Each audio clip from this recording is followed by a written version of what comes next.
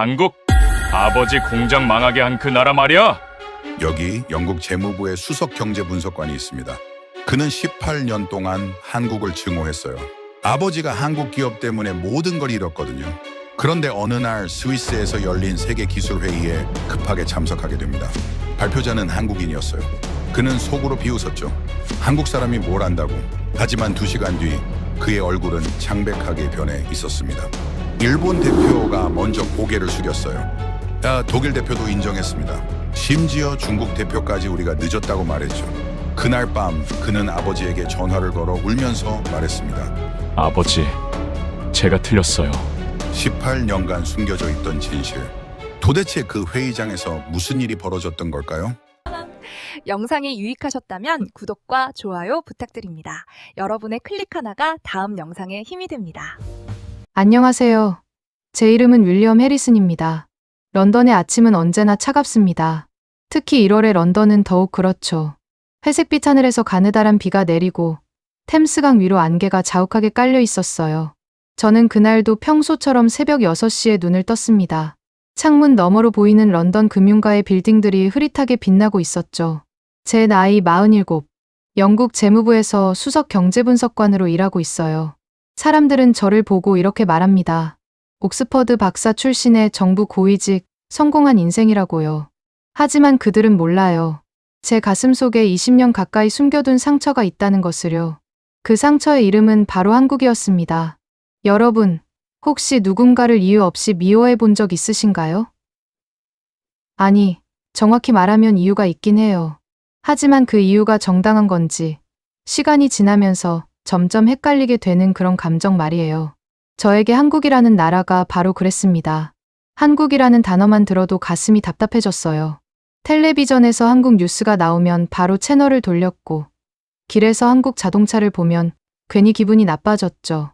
동료들이 한국 드라마가 재미있다고 하면 저는 대꾸도 하지 않았어요. 주변 사람들은 제가 왜 그러는지 이해하지 못했습니다.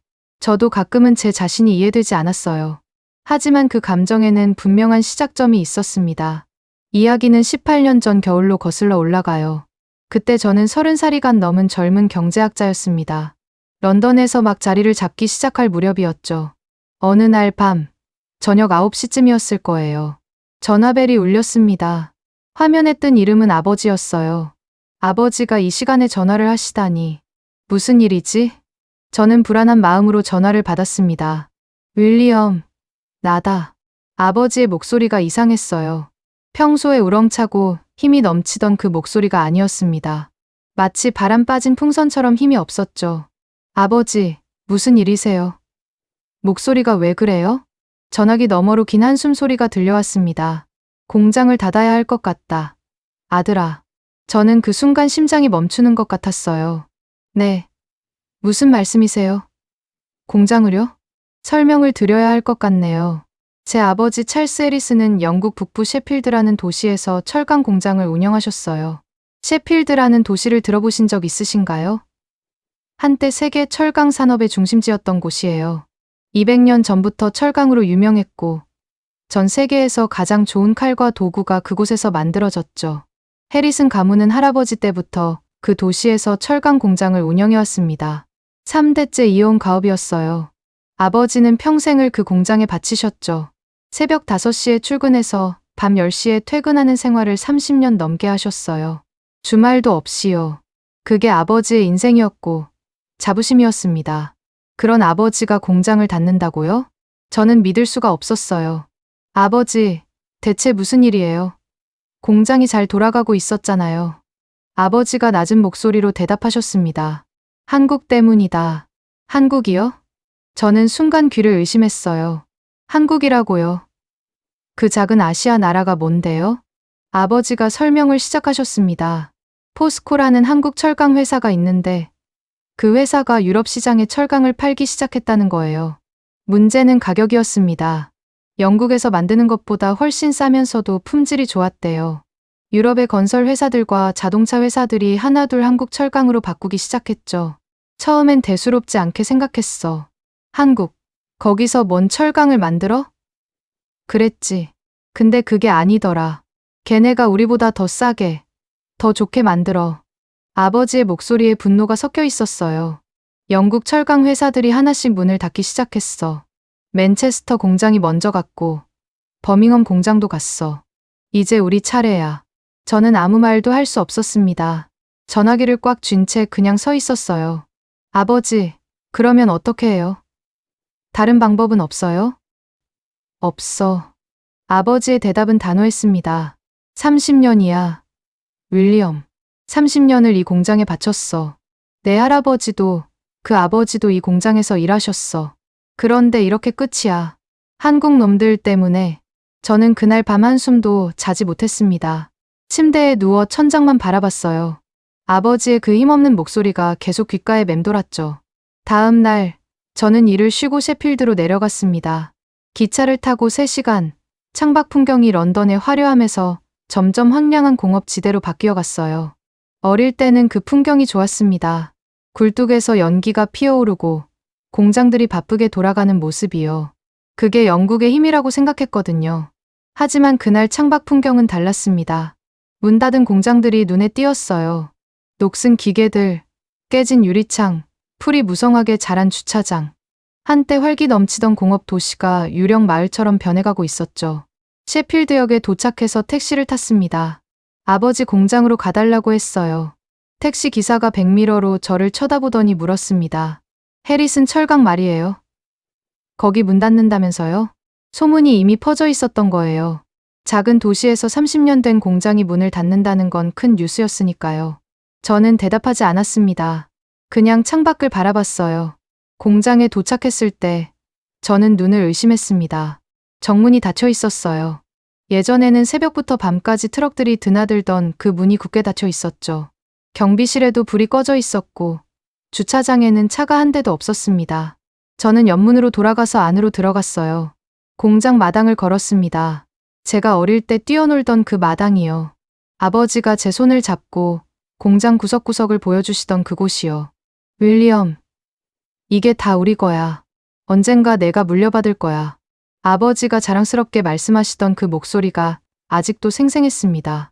그런데 지금 그 마당에 아버지가 혼자 서 계셨어요. 등을 보인 채 텅 빈 공장 건물을 바라보고 계셨죠. 어깨가 축 처져 있었습니다. 평생 당당하게 허리를 펴고 다니시던 아버지가요. 그 모습을 보는 순간 저는 가슴이 찢어지는 것 같았어요. 아버지, 제가 부르자 아버지가 천천히 돌아보셨습니다. 그리고 저는 숨이 멎을 뻔했어요. 아버지의 눈이 빨갛게 충혈되어 있었거든요. 울고 계셨던 거예요. 제가 태어나서 한 번도 본 적 없는 아버지의 눈물이었습니다. 왔구나? 아버지가 힘없이 웃으셨어요. 그 웃음이 너무나 슬펐습니다. 저는 아무 말 없이 아버지 곁으로 걸어갔어요. 그리고 나란히 서서 공장 건물을 바라봤죠. 200년 된 벽돌 건물. 세대에 걸쳐 해리슨 가문이 지켜온 곳. 이제 곧 문을 닫을 곳. 저는 그날 아버지와 많은 이야기를 나눴습니다. 아버지는 맥주를 드시면서 말씀하셨어요. 한국 놈들이 우리 밥그릇을 빼앗아 간 거야. 30년을 바쳤는데. 30년을. 아버지의 손이 떨리고 있었습니다. 처음엔 일본이었어. 일본 철강이 들어왔을 때도 힘들었지. 그래도 버텼어. 그런데 한국은 다르더라. 걔네는 더 싸고 더 빨라. 우리가 이길 수가 없어. 저는 그날 밤 아버지 옆에서 함께 울었습니다. 그리고 마음속으로 다짐했어요. 한국을 절대 인정하지 않겠다고. 아버지의 꿈을 빼앗아간 그 나라를 절대 용서하지 않겠다고. 그 다짐이 18년 동안 제 가슴 속에 불씨처럼 타오르고 있었습니다. 그런데 여러분, 제가 미처 몰랐던 게 있었어요. 그 다짐이 틀렸다는 것을요. 진짜 원인은 한국이 아니었다는 것을요. 그 충격적인 진실을 알게 된 건 바로 2026년 1월 스위스 제네바에서였습니다. 제 인생을 완전히 뒤바꾼 그날 이야기, 지금부터 들려드릴게요. 2026년 1월 어느 날 새벽, 저는 런던 히드로 공항에 서 있었습니다. 스위스 제네바행 비행기를 기다리고 있었어요. 세계기술정상회의라는 큰 행사에 영국 대표단으로 참석하기 위해서였죠. 매년 열리는 이 회의는 전 세계에서 가장 똑똑한 사람들이 모여 미래를 이야기하는 자리였습니다. 각 나라의 장관급 인사들, 대기업 총수들, 유명한 학자들이 한자리에 모이는 거예요. 솔직히 말씀드릴게요. 저는 그날 회의에 가고 싶지 않았습니다. 전날 밤 상사에게서 전화가 왔었어요. 재무부 차관인 마가렛 윈터스였습니다. 윌리엄, 내일 제네바 회의에 참석해. 차관님, 저는 원래 일정에 없었는데요. 알아. 그런데 급하게 변경됐어. 오늘 특별 세션이 추가됐거든. 2026년 글로벌 기술 패권 전망이라는 주제야. 다우닝가에서 직접 지시가 내려왔어. 다우닝가라면 총리실이었습니다. 총리실에서 직접 지시를 내렸다고요? 그게 뭔데 그렇게 중요한 건가요? 나도 자세히는 몰라. 근데 분위기가 심상치 않아. 발표자가 아직 공개되지 않았는데 각국 정보기관에서 다 사람을 보내고 있대. 정보기관까지요? 저는 의아했습니다. 기술회의에 정보기관이 왜 관심을 갖는 거지? 어쨌든 가서 내용 파악하고 보고 썼어. 알겠지? 네, 알겠습니다. 전화를 끊고 저는 한숨을 내쉬었어요. 급하게 짐을 싸야 했거든요. 새벽 비행기를 타야 했으니까요. 공항 라운지에서 커피를 마시며 노트북을 열었습니다. 회의 자료를 미리 살펴보려고요. 그런데 이상한 게 있었어요. 오늘 특별 세션에 대한 자료가 거의 없었습니다. 주제만 덩그러니 적혀 있었죠. 2026년 글로벌 기술 패권 전망. 발표자 이름도 없고 세부 내용도 없었어요. 이례적인 일이었습니다. 보통 이런 회의에서는 발표 자료가 미리 공유되거든요. 그래야 참석자들이 질문을 준비할 수 있으니까요. 뭔가 이상하다. 대체 뭘 발표하려는 거지? 비행기에 올랐습니다. 비즈니스석에 앉아 창밖을 바라봤어요. 런던의 불빛이 점점 멀어지고 있었죠. 구름 위로 올라가니 해가 떠오르기 시작했습니다. 붉은 햇살이 구름을 물들이고 있었어요. 그 아름다운 풍경을 보면서도 저는 마음이 편치 않았습니다. 왜 그랬을까요? 이유는 간단했어요. 불안했거든요. 기술 패권이라는 주제가 마음에 걸렸습니다. 요즘 세계가 어떻게 돌아가는지 저도 알고 있었으니까요. 미국과 중국이 반도체를 놓고 싸우고 있었어요. 인공지능 기술을 누가 먼저 차지하느냐를 놓고 경쟁이 치열했죠. 유럽은 그 사이에서 점점 뒤처지고 있었고요. 영국도 마찬가지였습니다. 어쩌면 오늘 발표가 영국에 좋지 않은 내용일 수도 있겠다. 저는 그런 생각을 하며 눈을 감았습니다. 비행기가 제네바에 도착할 때까지 잠을 좀 자야겠다고 생각했죠. 그런데 잠이 오지 않았어요. 이상하게 가슴이 두근거렸습니다. 무슨 예감 같은 게 있었어요. 뭔가 큰일이 일어날 것 같은 느낌이요. 저는 그 느낌을 무시하려 했습니다. 그냥 피곤해서 그런 거라고요. 하지만 그 예감은 틀리지 않았어요. 그날 제 인생이 완전히 바뀌게 될 줄은 그때는 몰랐지만요. 2시간 후 비행기가 제네바 공항에 착륙했습니다. 창밖으로 알프스 산맥이 보였어요. 만년설로 뒤덮인 웅장한 산들, 맑고 차가운 공기. 스위스는 언제 와도 아름다웠습니다. 하지만 그날은 그 아름다움을 즐길 여유가 없었어요. 공항을 나서자 영국 대사관에서 보낸 차가 기다리고 있었습니다. 해리슨 씨, 바로 회의장으로 가시겠습니까? 운전사가 물었어요. 네, 호텔은 나중에 가죠. 일단 회의장부터 가봐야겠어요. 차가 시내를 달렸습니다. 제네바는 국제기구들이 모여있는 도시예요. UN 유럽본부, 세계보건기구, 세계무역기구, 전 세계의 중요한 결정들이 이 작은 도시에서 내려지죠. 회의장에 도착했을 때 저는 눈을 의심했습니다. 입구부터 분위기가 심상치 않았거든요. 검은 정장을 입은 경호원들이 곳곳에 서 있었어요. 보안 검색대가 2개나 설치되어 있었죠. 평소 이 회의는 이렇게까지 삼엄하지 않았거든요. 경제 포럼이지 군사회담이 아닌데 말이에요. 신분증 확인하겠습니다. 경호원이 손을 내밀었어요. 저는 여권과 초청장을 건넸습니다. 전자기기는 모두 맡겨주셔야 합니다. 네, 휴대전화, 노트북, 녹음기, 모든 전자기기는 반입이 금지되어 있습니다. 저는 당황했어요. 이런 적은 처음이었거든요. 이유가 뭔가요? 경호원이 무표정하게 대답했습니다. 오늘 발표 내용은 최고 기밀로 분류되어 있습니다. 최고 기밀이라고요? 저는 휴대전화와 노트북을 맡기고 회의장 안으로 들어갔습니다. 머릿속에 물음표가 가득했어요. 대체 뭘 발표하길래 이런 거지? 경제 전망 발표의 최고 기밀이라니? 회의장 로비에 들어서니 익숙한 얼굴들이 보였습니다. 윌리엄, 누군가 제 이름을 불렀어요. 돌아보니 독일 연방경제부의 프리드리 바이어 차관이었습니다. 저와 동갑인 그는 여러 국제회의에서 만나 친해진 사이였어요. 프리들이, 오랜만이야. 자네도 오늘 특별 세션 때문에 온 거야? 그가 고개를 끄덕였습니다. 하지만 표정이 어두웠어요. 이상하지 않아? 이 분위기 말이야. 그러게. 나도 전화 한 통 받고 급하게 날아왔어. 도대체 뭘 발표하는 건지 아무도 안 알려줘. 우리는 함께 회의장 안으로 걸어갔습니다.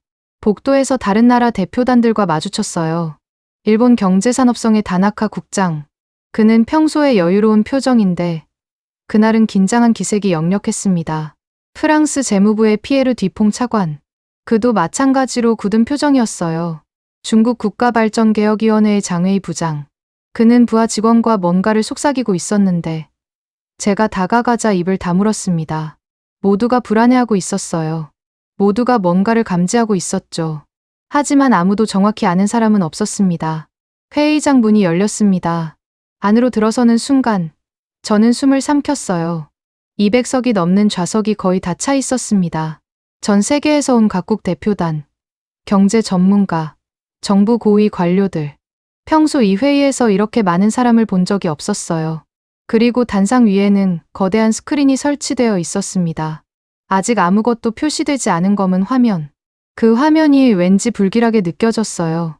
저는 영국 대표단 좌석을 찾아 앉았습니다. 프리드리히는 독일 대표단 쪽으로 갔고요. 주변을 둘러보니 정말 대단한 사람들이 모여 있었어요. 오른쪽에는 일본 대표단. 다나카 국장이 팔짱을 낀 채 스크린을 노려보고 있었습니다. 왼쪽에는 중국 대표단. 장웨이 부장이 무표정하게 앉아 있었죠. 뒤쪽에는 미국 대표단. 국가경제위원회 사람들인 것 같았어요. 모두가 긴장한 표정으로 단상을 바라보고 있었습니다. 그때 옆자리에 앉은 영국 대사관 직원이 저에게 속삭였어요. 해리슨 씨, 발표자가 누군지 들으셨어요? 아니요. 아직 공개 안 됐잖아요. 방금 들었는데요. 그가 잠시 말을 멈췄습니다. 그리고 믿기 어렵다는 표정으로 말했어요. 한국 사람이래요. 네. 저는 귀를 의심했습니다. 한국 사람이라고요? 네.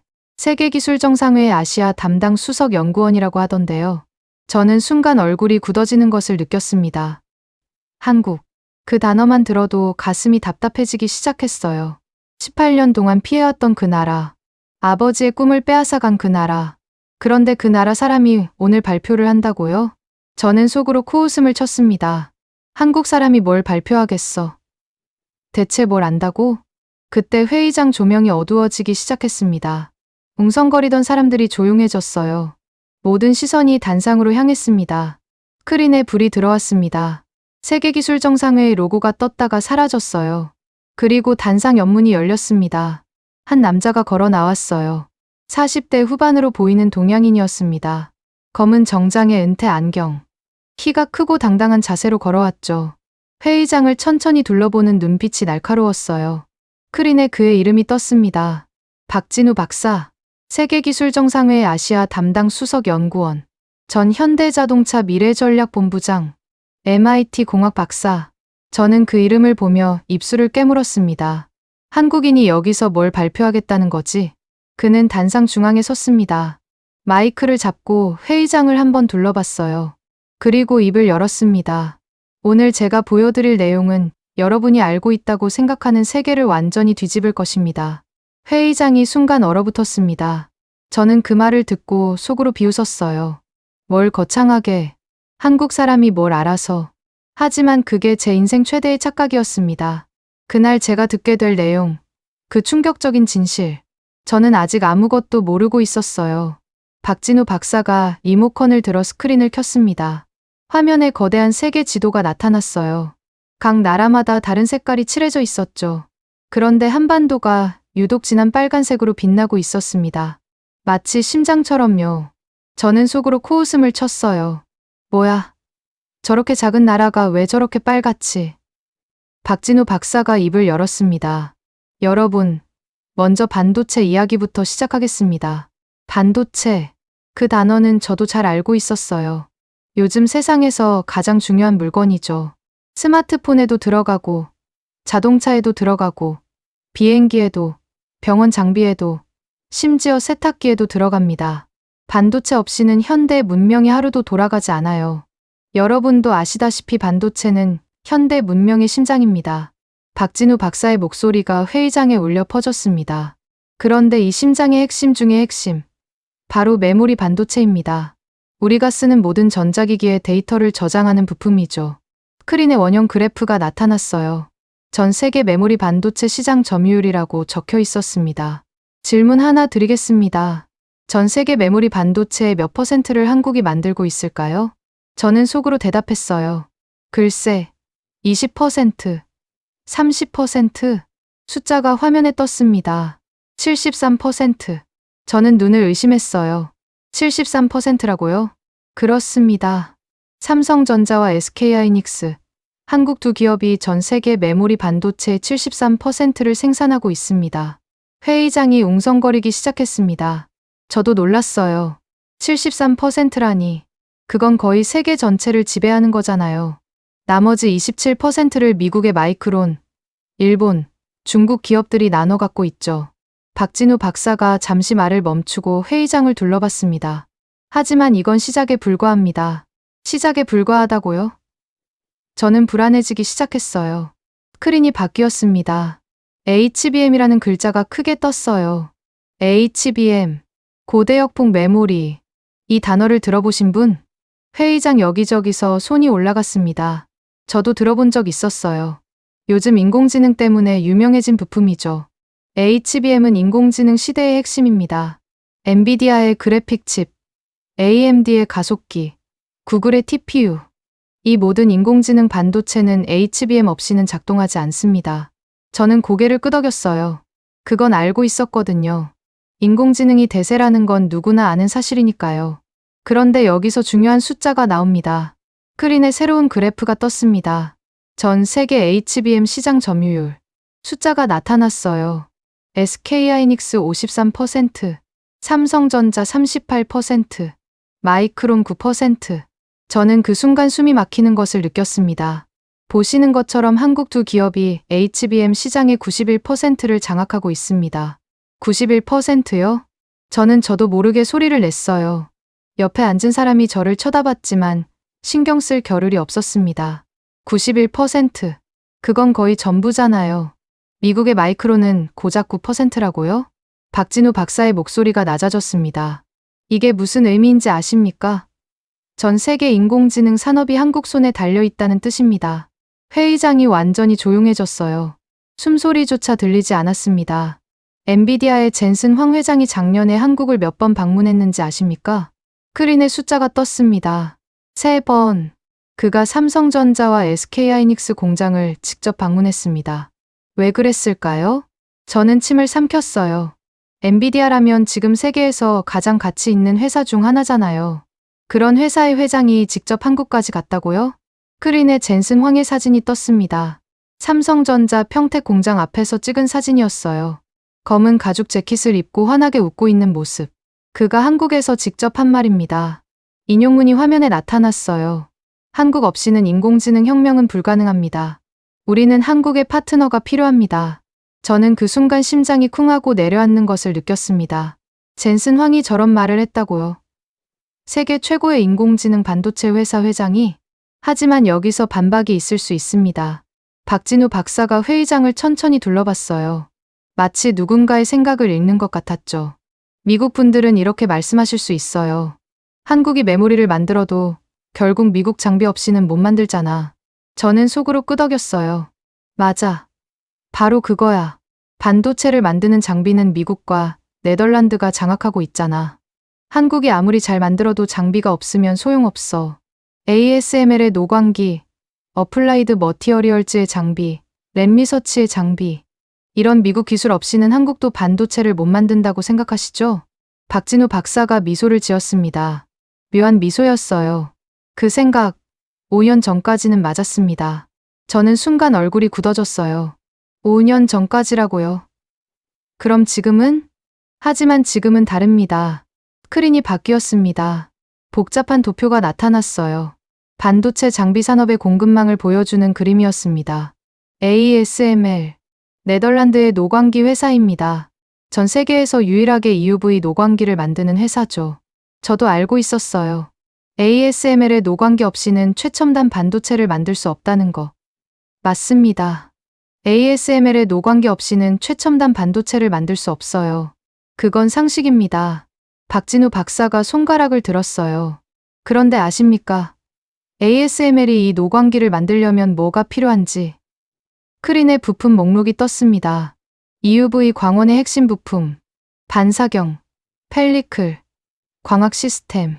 저는 집중해서 화면을 바라봤어요.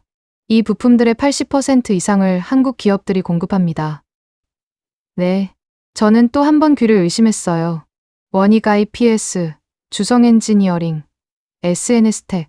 이 한국 기업들이 ASML의 핵심 부품을 납품하고 있습니다. 처음 듣는 이야기였어요. 저는 20년 넘게 경제 분야에서 일했는데 이런 건 전혀 몰랐습니다. 박진우 박사의 목소리가 날카로워졌어요. 즉, 한국이 부품 공급을 멈추면 ASML도 노광기를 못 만듭니다. ASML이 노광기를 못 만들면 전 세계 어느 나라도 최첨단 반도체를 생산할 수 없습니다. 회의장이 웅성거리기 시작했어요. 저도 등에서 식은땀이 흐르는 것을 느꼈습니다. 미국 장비 회사들도 마찬가지입니다. 어플라이드 머티어리얼즈, 랩리서치, KLA. 이 회사들의 장비에도 한국산 부품이 30% 이상 들어갑니다. 크린의 충격적인 문장이 떴어요. 결론. 한국 없이는 미국도 반도체를 못 만든다. 저는 그 순간 머릿속이 하얘지는 것을 느꼈습니다. 이게 무슨 소리야? 미국이 한국에 의존하고 있다고? 저는 믿을 수가 없었어요. 미국은 세계 최강대국이잖아요. 기술의 본고장이잖아요. 그런 미국이 한국 없이는 반도체도 못 만든다고요? 저는 고개를 저었어요. 아니야. 이건 과장이야. 한국 사람이 자기 나라 자랑하려고 부풀린 거야. 하지만 박진우 박사가 제시한 데이터는 명확했습니다. 출처도 분명했고 숫자도 구체적이었어요. 세계적인 시장조사 기관들의 자료를 인용하고 있었죠. 저는 옆을 슬쩍 봤어요. 미국 대표단 쪽이요. 그들의 표정이 굳어 있었습니다. 아무도 반박하지 않았어요. 그건 이 내용이 사실이라는 뜻이었습니다. 저는 처음으로 의자에서 자세를 고쳐 앉았어요. 뭔가 이상했습니다. 제가 알고 있던 세계와 완전히 다른 이야기가 펼쳐지고 있었거든요. 한국이 이 정도였어? 저는 속으로 중얼거렸어요. 그리고 갑자기 불안해지기 시작했습니다. 아직 반도체 이야기밖에 안 했는데 다른 분야는 어떨까? 박진우 박사가 마치 제 생각을 읽은 듯 말했어요. 반도체는 시작일 뿐입니다. 이제부터 진짜 이야기가 시작됩니다. 저는 손에 땀이 나기 시작했어요. 가슴이 두근거렸습니다. 그리고 다음 순간 저는 더 큰 충격을 받게 됩니다. 방위산업, 무기 이야기가 시작되려 하고 있었거든요. 스크린이 바뀌는 순간 저는 자세를 바로 했습니다. 화면에 전차 사진이 떴어요. 매끈한 검은색 차체의 김포신. 현대적인 디자인의 탱크였죠.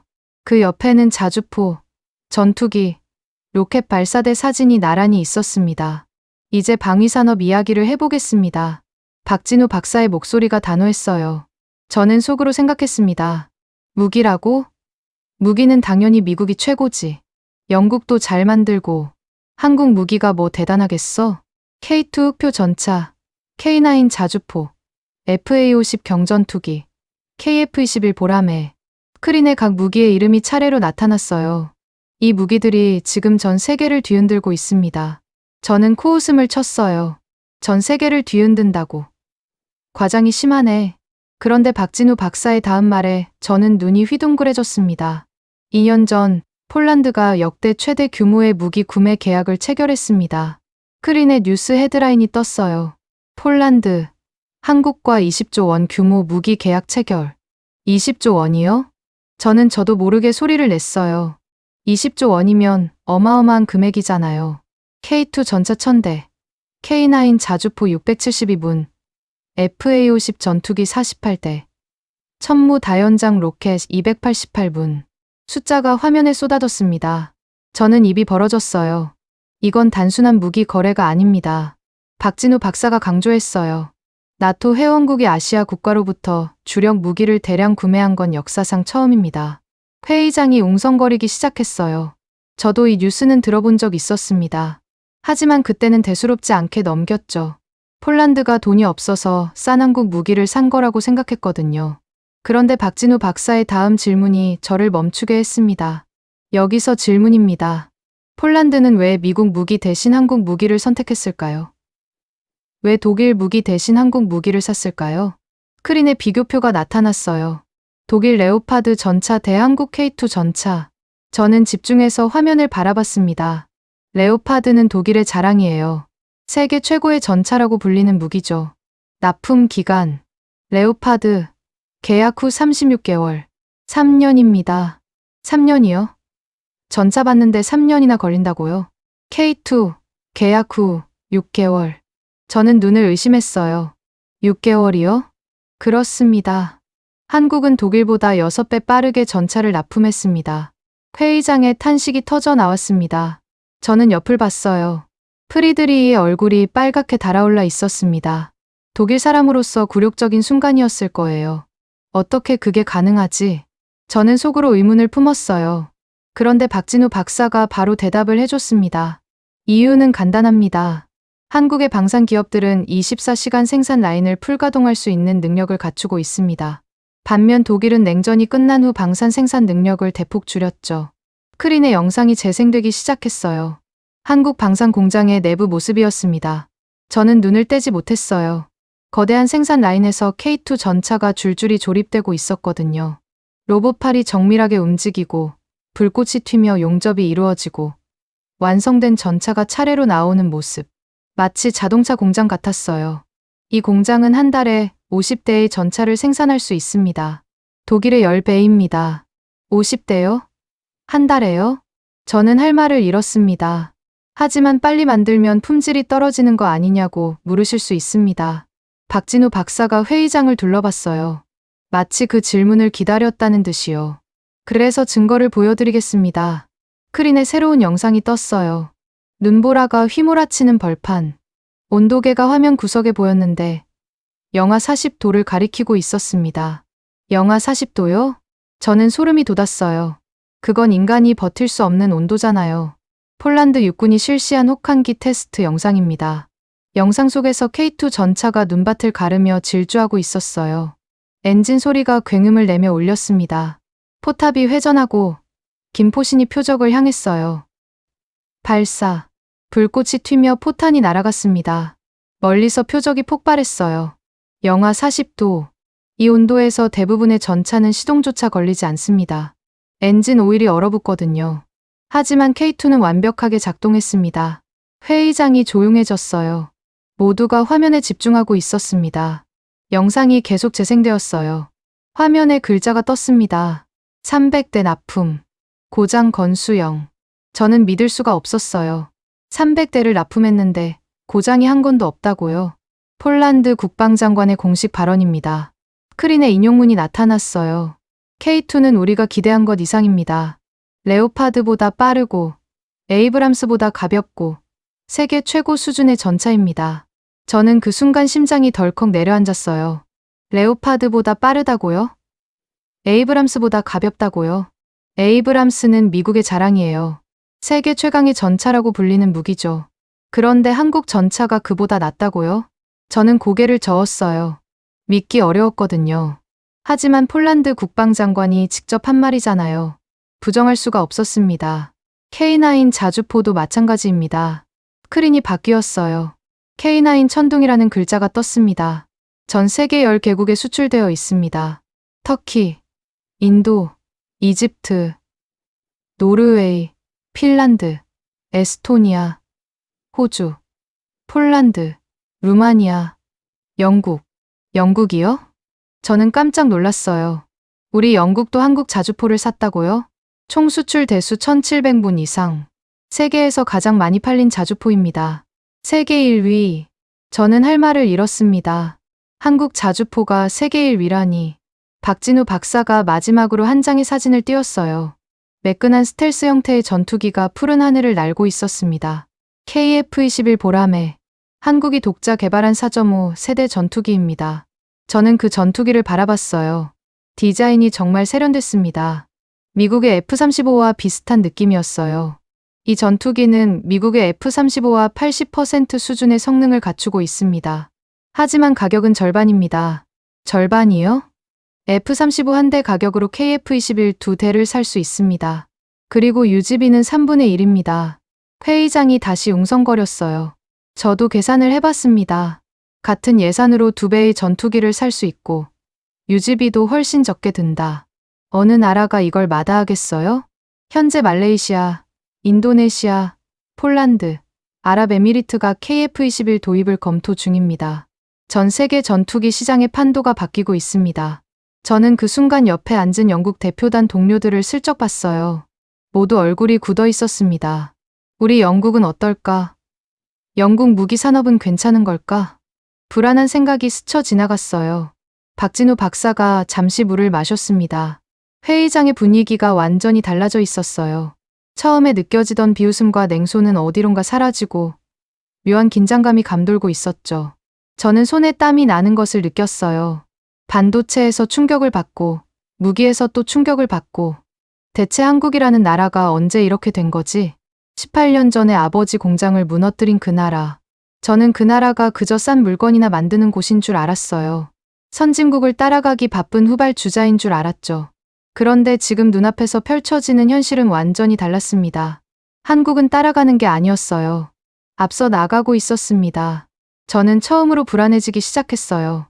내가 뭔가 잘못 알고 있었던 건가? 18년 동안 품어온 내 생각이 틀렸던 건가? 박진우 박사가 다시 마이크를 잡았습니다. 방위산업은 여기까지입니다. 이제 더 중요한 이야기를 해보겠습니다. 더 중요한 이야기요?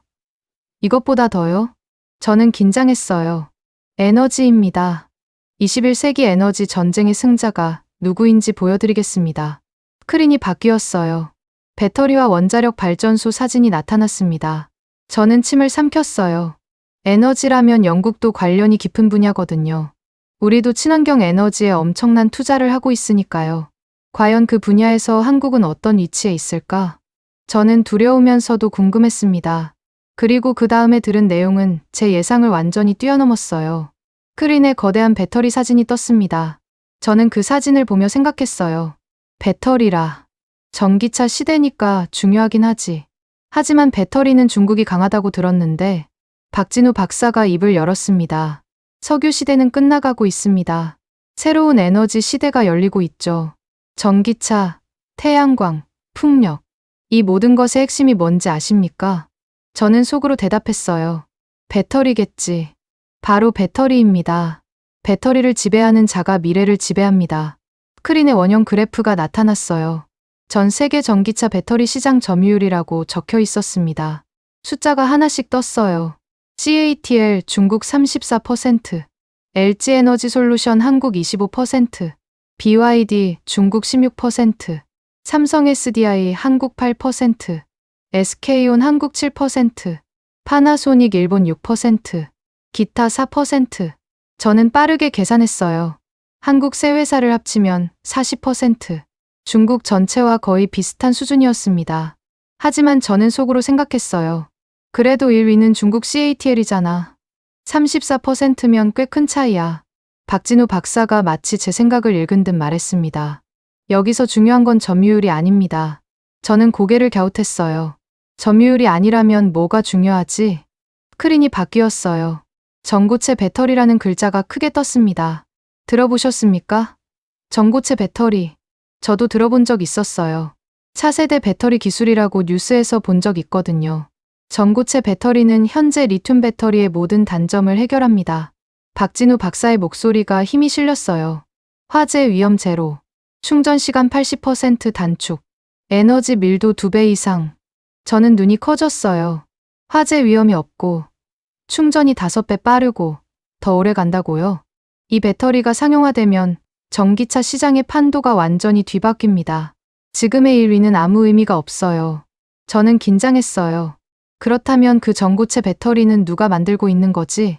스크린에 특허 그래프가 떴습니다. 전고체 배터리 관련 특허 보유 현황. 숫자가 나열되었어요. 1위 삼성 SDI 한국 1847건, 2위 토요타 일본 1382건, 3위 LG에너지솔루션 한국 1156건, 4위 파나소닉 일본 892건, 5위 CATL 중국 412건. 저는 숫자를 다시 확인했어요. 중국의 CATL은 고작 5위, 412건밖에 안 됐어요. 한국의 삼성 SDI는 1800건이 넘는데요. 상위 5개 기업 중 한국 기업이 2개입니다. 그리고 1위는 삼성 SDI. 저는 놀랐어요. 지금 배터리 시장 1위인 중국 회사가 미래 기술에서는 5위라니. 더 중요한 건 이겁니다. 박진우 박사가 손가락을 들었어요. 삼성 SDI는 이미 전고체 배터리 양산 라인을 구축했습니다. 내년부터 상용 제품 출시 예정이죠. 반면 경쟁사들은 아직 연구 단계입니다. 크린의 타임라인이 나타났어요. 삼성 SDI 전고체 배터리 양산 내년, 토요타 3년 후, 파나소닉 4년 후, CATL 5년 후 추정. 한국이 최소 2년 이상 앞서 있습니다. 저는 그 순간 중국 대표단 쪽을 봤어요. 장웨이 부장의 표정이 굳어 있었습니다. 얼굴이 창백해 보였죠. 중국이 배터리 시장에서 한국에 뒤처지고 있다는 사실. 그건 중국에게 엄청난 충격이었을 거예요. 전기차 시장을 지배하는 건 자동차 회사가 아닙니다. 배터리 회사입니다. 그리고 배터리 기술의 최정점에 한국이 있습니다. 저는 침을 삼켰어요. 배터리도 한국이라니. 박진우 박사가 다음 주제로 넘어갔습니다. 원자력 이야기도 해보죠. 크린의 원자력 발전소 사진이 떴어요. 하지만 제가 알던 거대한 원전과는 달랐습니다. 작고 컴팩트한 시설이었어요. 소형 모듈 원자로. SMR. 저는 이것도 들어본 적 있었어요. 빌 게이츠가 투자하고 있다는 차세대 원전 기술이죠. SMR은 기존 대형 원전의 모든 단점을 해결합니다. 크기가 작아서 설치가 쉽고 안전성이 획기적으로 높습니다. 탄소 배출 제로, 신재생 에너지의 간헐성 문제까지 해결할 수 있죠. 저는 고개를 끄덕였어요. 영국도 SMR에 투자하고 있거든요. 미래 에너지로 주목받는 기술이죠. 크린의 세계 지도가 나타났어요. 현재 SMR 개발 경쟁에 뛰어든 국가들. 미국, 영국, 프랑스, 러시아, 중국, 캐나다, 한국. 박진우 박사가 잠시 말을 멈췄습니다. 이 중에서 실제로 상용화에 성공한 국가는 딱 하나입니다. 저는 긴장했어요. 어디지? 미국, 프랑스? 화면에 한반도가 빨갛게 빛났어요. 대한민국. 저는 숨이 턱 막혔습니다. 한국이 SMR을 상용화했다고요? 한국의 스마트 원자로. 세계 최초로 표준 설계 인가를 받은 SMR입니다. 이미 사우디아라비아와 수출 계약을 체결했고 아랍에미리트, 체코, 폴란드가 도입을 검토 중입니다. 저는 믿기 어려웠어요. 원전 기술은 프랑스가 최고라고 알고 있었거든요. 프랑스는 원전의 본고장이잖아요. 크린의 인용문이 떴어요. 프랑스 원자력청 관계자의 발언이라고 적혀 있었습니다. 우리 프랑스가 원전 강국이라고 자부해 왔는데 SMR 분야에서는 한국에 뒤처졌습니다. 한국의 기술 협력을 요청할 수밖에 없는 상황입니다. 저는 그 순간 프랑스 대표단 쪽을 봤어요. 피에르 뒤퐁 차관이 고개를 숙이고 있었습니다. 프랑스가 한국의 기술 협력을 요청한다고요? 원전의 본고장 프랑스가? 저는 정말 믿기 어려웠어요. 박진우 박사가 에너지 분야의 결론을 내렸습니다. 크린의 문장이 떴어요. 배터리 한국 1위, SMR 한국 최초 상용화, 2030년 에너지 패권 한국, 유럽의 탄소 중립 정책, 미국의 청정 에너지 전환. 이 모든 것이 한국의 기술 없이는 불가능합니다. 저는 그 순간 등에서 식은땀이 흐르는 것을 느꼈어요. 반도체도 한국, 무기도 한국, 배터리도 한국, 원전도 한국. 도대체 한국이 언제 이렇게 된 거야? 저는 머릿속이 복잡해지기 시작했어요. 18년 동안 한국을 무시하고 살았는데 그 나라가 이렇게 대단한 위치에 올라와 있었다니. 그때 박진우 박사가 회의장을 둘러봤습니다. 아직도 믿기 어려우시죠? 저는 속으로 고개를 끄덕였어요. 네, 솔직히 믿기 어려워요. 그러면 직접 증언을 들어보시겠습니까? 크린의 영상이 재생되기 시작했어요. 실리콘밸리. 한 남자가 카메라 앞에 앉아 있었습니다. 흰머리에 검은 티셔츠를 입은 60대 남성이었어요. 화면 하단에 자막이 떴습니다. 마크 앤드리슨. 실리콘밸리 전설적 투자자. 넷스케이프 창립자. 저는 눈이 커졌어요. 마크 앤드리슨이라면 실리콘밸리에서 모르는 사람이 없는 인물이에요. 벤처 투자 업계에 살아있는 전설이죠. 영상 속 마크 앤드리슨이 입을 열었습니다. 5년 전만 해도 한국은 그저 우리의 공급 업체 중 하나였습니다. 좋은 부품을 싸게 만들어주는 나라 정도로 생각했죠. 그가 쓴웃음을 지었어요. 하지만 지금은 다릅니다. 한국은 더 이상 우리의 하청 업체가 아닙니다. 오히려 우리가 한국의 눈치를 봐야 하는 상황이 되었습니다. 저는 숨을 멈췄어요. 솔직히 말할게요. 지금 실리콘밸리의 모든 대표들이 두려워하는 게 뭔지 아세요? 한국이 미국 기업 대신 유럽이나 일본 기업을 선택하면 어쩌나 하는 겁니다. 영상이 끝났습니다. 회의장이 완전히 조용해졌어요. 누구도 입을 열지 않았습니다. 저는 의자에 깊이 파묻힌 채 아무 말도 할 수 없었어요. 실리콘밸리가 한국 눈치를 본다고요? 미국이, 세계 최강대국이, 저는 그 순간 18년 동안 믿어왔던 모든 것이 흔들리는 것을 느꼈습니다. 한국은 우리보다 못한 나라라고 생각했어요. 아버지 공장을 무너뜨린 나쁜 나라라고 생각했죠. 그저 싼 물건이나 만드는 곳이라고 무시했어요. 하지만 그게 전부 틀렸던 건가요? 박진우 박사가 마지막 슬라이드를 준비하고 있었어요. 저는 불안하면서도 궁금했습니다. 대체 결론이 뭘까? 한국이 세계를 지배한다는 건가? 그리고 다음 순간 각국 대표들이 한 명씩 일어나기 시작했어요. 일본이 먼저였습니다. 그들의 입에서 나온 말은 저를 더욱 충격에 빠뜨렸습니다. 박진우 박사가 회의장을 천천히 둘러봤습니다. 제 발표에 대해 반박하실 분 계십니까? 침묵이 흘렀어요.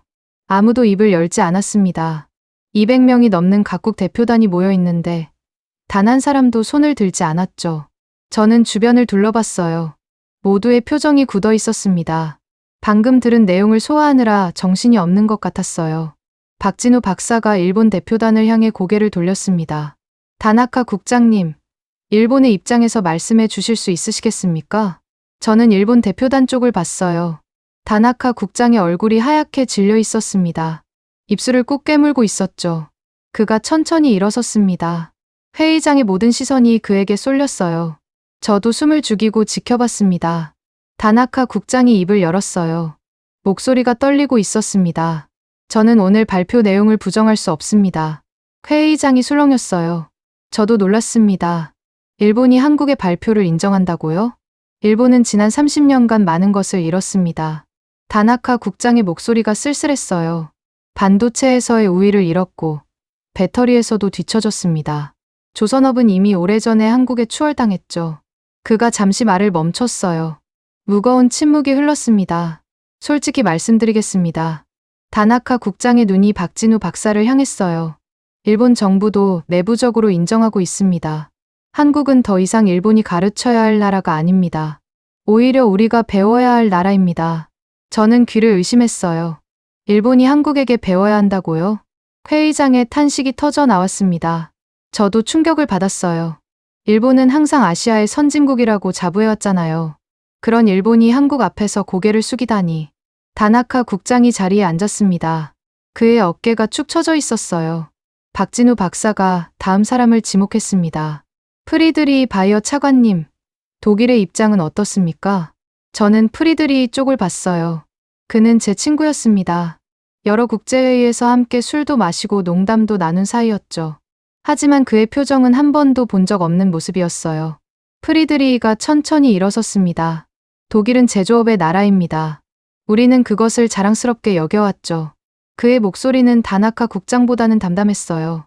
하지만 눈빛에 씁쓸함이 묻어 있었습니다. 하지만 솔직히 인정해야 할 것 같습니다.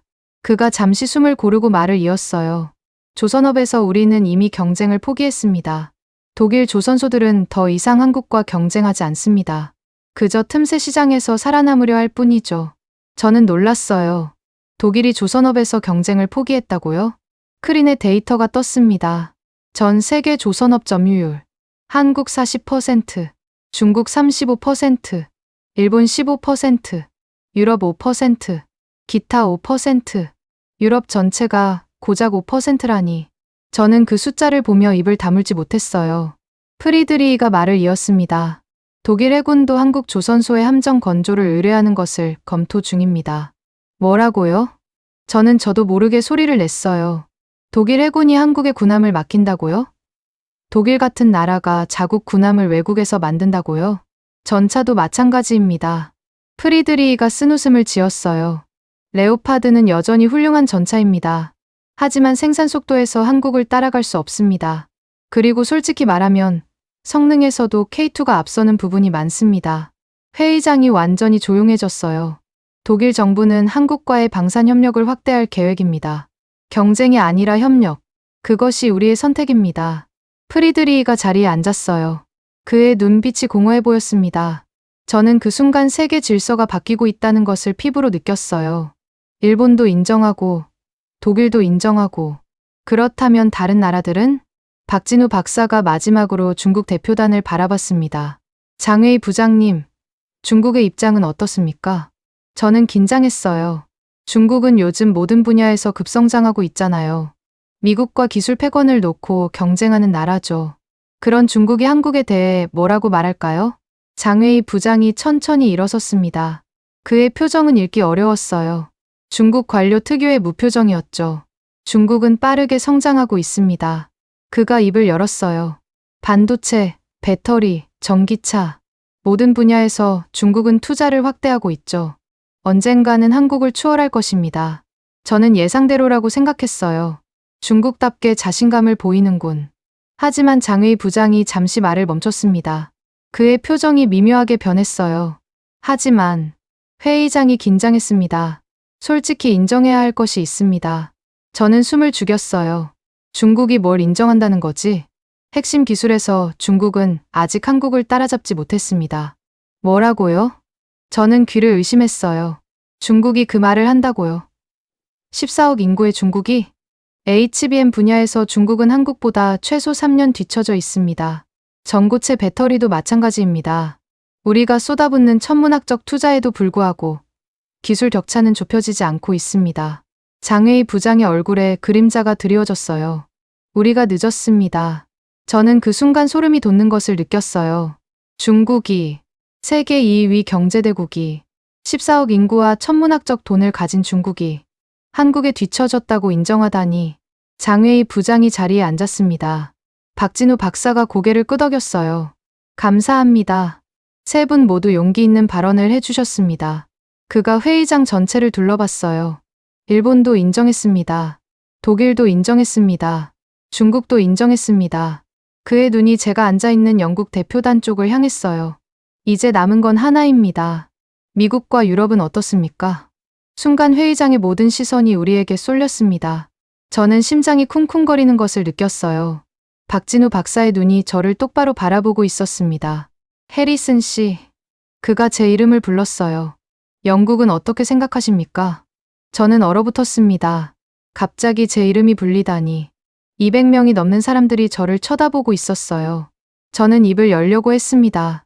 하지만 말이 나오지 않았어요. 뭐라고 해야 하지? 한국을 인정해야 하나? 아니면 반박해야 하나?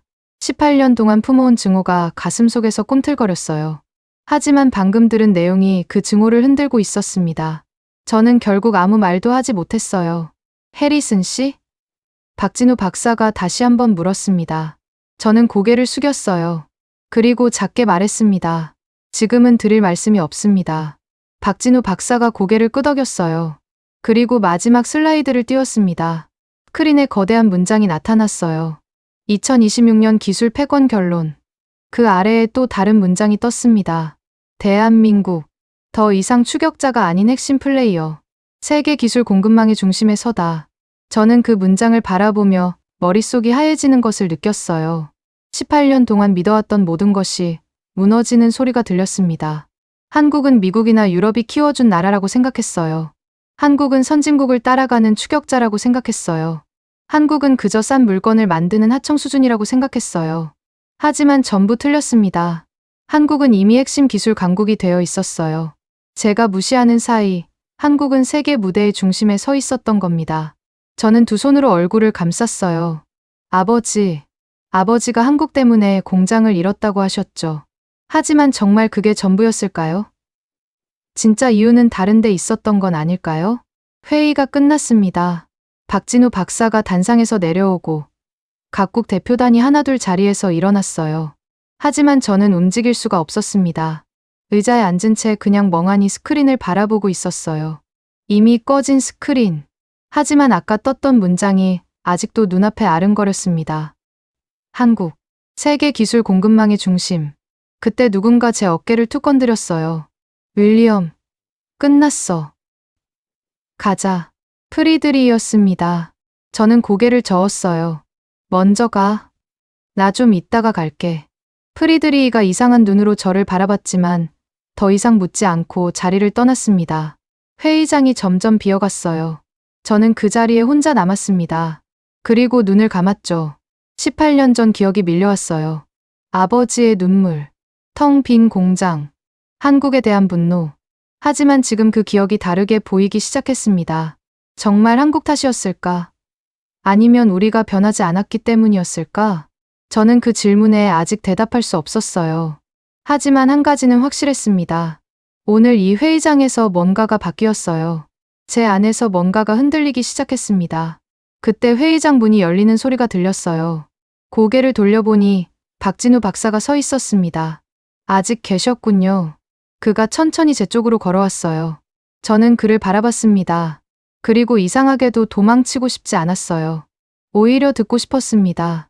이 사람이 할 말을. 박진우 박사가 제 옆 의자에 앉았습니다. 괜찮으십니까? 그의 목소리는 방금 전 단상에서의 날카로움과는 달랐어요. 부드럽고 따뜻했습니다. 저는 쓴웃음을 지었어요.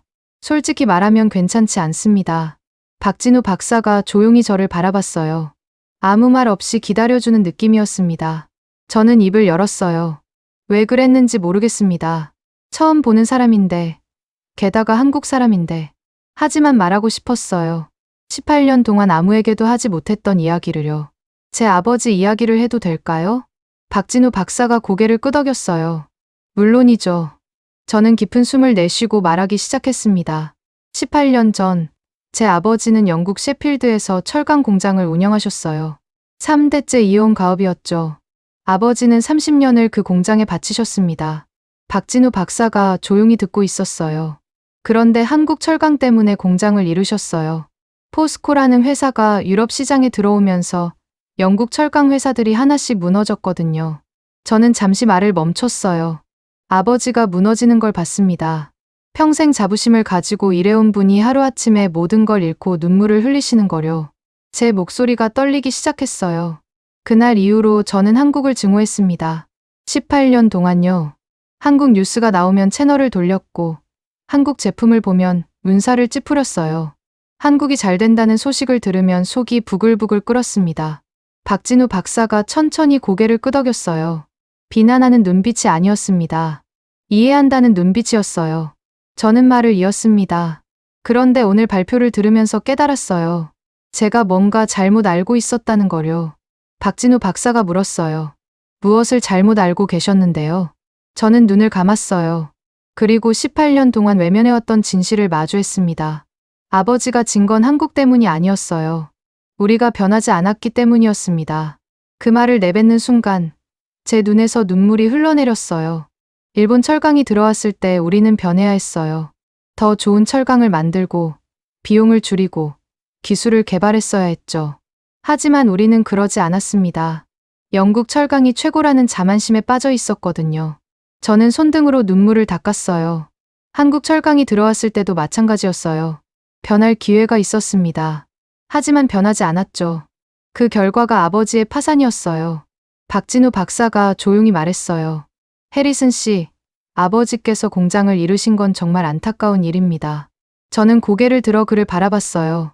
하지만 말씀하신 대로 그건 한국의 잘못이 아닙니다. 경쟁에서 뒤처진 건 변화하지 않았기 때문이에요. 그가 잠시 말을 멈추고 저를 똑바로 바라봤습니다. 한국도 똑같은 상황을 겪었습니다. 네. 저는 눈을 크게 떴어요. 1997년 외환위기. 아시죠? 저는 고개를 끄덕였어요. 아버지가 가끔 한국 구제금융 이야기를 하셨거든요. 비웃으면서요. 그때 한국은 완전히 무너졌습니다. IMF에 손을 벌려야 했죠. 수많은 기업이 도산했고 실업자가 넘쳐났어요. 박진우 박사의 목소리가 낮아졌어요. 아버지 세대의 한국인들은 금반지를 모아서 나라 빚을 갚았습니다. 결혼반지, 돌반지, 평생 모은 금을 내놓았어요. 나라를 살리기 위해서요. 저는 그 이야기를 들어본 적 있었어요. 하지만 대수롭지 않게 넘겼었죠. 하지만 한국은 거기서 주저앉지 않았습니다. 박진우 박사의 눈빛이 빛났어요. 무너진 자리에서 다시 일어났습니다. 반도체에 투자하고 자동차 품질을 높이고 배터리 기술을 개발했죠. 30년이 지난 지금 한국은 세계 기술 강국이 되었습니다. 그가 저를 똑바로 바라봤어요. 차이가 뭔지 아십니까? 저는 고개를 저었어요. 위기를 누구 탓으로 돌리느냐, 아니면 스스로 변화의 기회로 삼느냐, 그 차이입니다. 저는 그 순간 가슴이 찢어지는 것 같았어요. 한국은 IMF 때 미국 탓, 월스트리트 탓할 수 있었습니다. 세계 경제가 한국을 버렸다고 원망할 수 있었어요. 하지만 그러지 않았습니다. 박진우 박사가 말했어요. 대신 스스로 변했습니다. 더 열심히 일하고, 더 많이 투자하고, 더 빨리 혁신했죠. 저는 눈물을 참을 수 없었어요. 18년 동안 잘못된 적을 미워하고 있었어요. 진실을 보지 않으려 했던 거예요. 박진우 박사가 제 어깨에 손을 얹었습니다.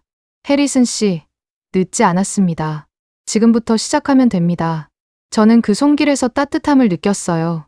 저는 오늘 영국을 비난하려고 발표한 게 아닙니다. 박진우 박사가 말했어요. 한국은 영국의 적이 아니에요. 오히려 소중한 파트너입니다. 한국의 기술과 영국의 금융, 역사, 네트워크가 만나면 엄청난 시너지를 낼 수 있어요. 그가 미소를 지었어요. 저는 그 가능성을 보여드리고 싶었던 겁니다. 한국과 영국이 함께라면 정말로 세계를 바꿀 수 있다고요. 저는 그 순간 뭔가가 가슴속에서 풀리는 것을 느꼈어요. 18년간 품고 있던 분노, 18년간 키워온 증오, 그것들이 천천히 녹아내리고 있었습니다. 박 박사님, 저는 입을 열었어요. 죄송합니다. 저는 18년 동안 한국을 증오해왔습니다. 아버지 때문에요. 하지만 그건 제 잘못이었어요. 저는 박진우 박사를 똑바로 바라봤습니다. 진실을 보지 않으려 했던 제 잘못이었어요. 오늘 눈이 떠졌습니다. 감사합니다. 박진우 박사가 제 손을 잡았어요. 해리슨 씨, 과거는 바꿀 수 없습니다. 하지만 미래는 바꿀 수 있어요. 지금부터 어떻게 하느냐가 중요합니다. 저는 고개를 끄덕였어요. 그날 밤, 저는 호텔 방에서 아버지에게 전화를 걸었습니다. 신호음이 몇 번 울린 뒤 아버지의 목소리가 들려왔어요. 윌리엄? 이 시간에 무슨 일이야? 아버지, 저예요. 저는 잠시 숨을 고르고 말했어요. 제가 틀렸어요. 한국 때문에 공장 잃은 거 아니에요. 우리가 변하지 않아서 그런 거예요. 전화기 너머로 침묵이 흘렀어요. 아버지, 저 18년 동안 한국 미워했어요. 아버지 복수한다고 생각하면서요. 근데 그게 아니었어요. 제가 진실을 외면하고 있었던 거예요. 아버지가 한숨을 쉬셨어요. 윌리엄, 아버지, 한국이 변하는 동안 우리는 그대로였어요. 그게 문제였던 거예요. 한국을 미워할 게 아니라 우리가 변했어야 했어요. 긴 침묵이 흘렀어요. 그리고 아버지가 말씀하셨습니다. 알아. 네, 나도 알아. 윌리엄, 사실 나도 알고 있었어. 아버지의 목소리가 떨렸어요. 한국 탓. 그냥 핑계였어. 내가 변하지 못한 걸 남 탓한 거야. 30년 동안 같은 일만 했지. 새로운 걸 배우려 하지 않았어. 그러다 밀려난 거야. 저는 전화기를 꽉 쥐었어요. 아버지, 내가 맞아. 윌리엄, 우리가 틀렸어. 한국이 잘못한 게 아니야. 걔네는 그냥 열심히 한 거야. 우리보다 더. 아버지가 울먹이셨어요. 미안하다, 아들아. 아버지가 잘못된 걸 가르쳤어. 저도 눈물이 흘렀어요. 아버지, 아니에요. 아버지 잘못 아니에요. 저도 마찬가지였으니까요. 그날 밤 저는 아버지와 1시간 넘게 통화했어요. 18년 만에 처음으로 진심을 나눴습니다. 한국에 대한 이야기, 변화에 대한 이야기, 그리고 앞으로에 대한 이야기.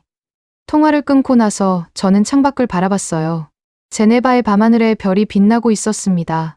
저는 결심했어요. 런던에 돌아가면 보고서를 쓰겠다고. 한국에 대한 진짜 보고서. 한국이 어떻게 기술 강국이 되었는지, 글로벌 공급망에서 한국이 얼마나 중요한 위치인지, 그리고 우리가 한국과 어떻게 협력해야 하는지. 18년간 한국을 무시했던 제가 이제 한국의 진가를 알리는 사람이 되겠다고요.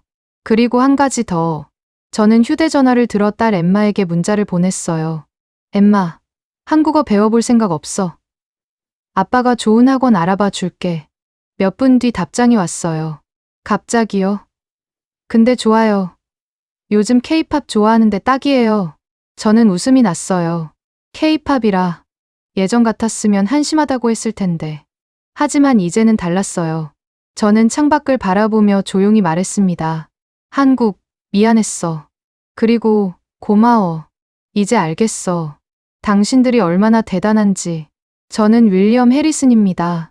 영국 재무부 수석 경제분석관. 18년간 한국을 증오했던 사람. 하지만 이제는 다릅니다. 저는 한국의 진가를 아는 사람이 되었어요. 그리고 이 이야기를 세상에 전하는 사람이 되겠습니다. 세상은 변하고 있어요. 한국이라는 나라가 조용히, 하지만 확실하게 세계 무대의 중심으로 올라서고 있습니다. 중요한 건 남 탓을 하는 게 아니에요. 스스로 변화하는 것입니다. 제가 18년 만에 깨달은 것처럼요. 여러분도 늦지 않았어요. 지금부터 시작하면 됩니다. 긴 영상 시청해 주셔서 감사합니다. 내일은 더 좋은 영상으로 찾아뵙겠습니다.